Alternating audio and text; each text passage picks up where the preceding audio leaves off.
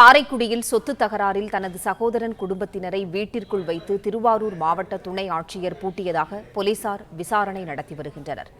கூடுதல் விவரங்களை வழங்குகிறார் செய்தியாளர் பாபு. பாபு, வணக்கம். விவரம் என்ன, சொல்லுங்க. வணக்கம். காரைக்குடி சூடாமணிபுரத்தில் ராஜா என்பவர் வசித்து வராரு. அவர் வீட்டு அருகிலேயே அவரது சகோதரிகள் 3 பேர் அவங்க தனித்தனியா வீடு பாகப்பிரிவினை செய்யப்பட்டுள்ளது.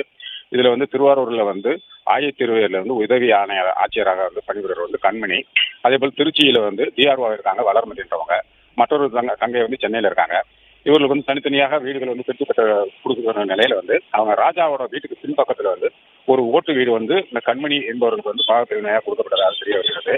அவங்க அம்மா உயிரோடு இருக்க போகும்போது கண்மணி என்பவர் ராஜா வீட்டு வழியாகவே அந்த பின் வீட்டிற்கு செல்வதற்கு வாய்மொழியமா சொல்லியிருக்காங்க. அதைத் தொடர்ந்து தம்பி வீட்டில் அவங்க அம்மா கஷ்டமே இப்போ ஒரு மாத காலத்துக்கு முன்னாடி இறந்துருக்காங்க. அப்ப வந்திருக்கும் போது தம்பி வீட்டுக்கு கண்மணி சகோதரிகள் எல்லாம் வந்திருந்திருக்காங்க. இந்நிலையில ராஜாவுக்கும் கண்மணி அவங்க சகோதரிகளுக்கு இடையே மனக்கசப்பு ஏற்பட்டுள்ளது. இதனைத் தொடர்ந்து இப்ப ராஜா அந்த வீட்டு வழியா தங்கச்சி அக்கா கண்மணியை பின்புறம் உள்ள வீட்டுக்கு செல்வதற்கு அனுமதிக்காம ஒரு வார காலமாக அவரை உள்ளே அனுமதிக்காமல் இருந்திருக்கார். அதனைத் தொடர்ந்து கண்மணி இன்று அவங்க வீட்டுல 2 குழந்தைகள், பெண் குழந்தை, ஒரு ஆண் குழந்தை இருக்கு. நிலையில் அவங்க வீட்டு கதவை வெளிப்புறமாக இரண்டு கதவையும் பூட்டி வைத்துள்ளார். அதனைத் தொடர்ந்து காரைக்குடி ஆய்வாளர் சார் அவங்க அவங்க பேச்சுவார்த்தை நடத்தி பார்த்தாங்க. இருதரப்பிலுமே சமாதானம் அடைவதனால காவல்துறையினர் ஒன்றும் செய்ய முடியாமல் திரும்பி சென்றுள்ளனர்.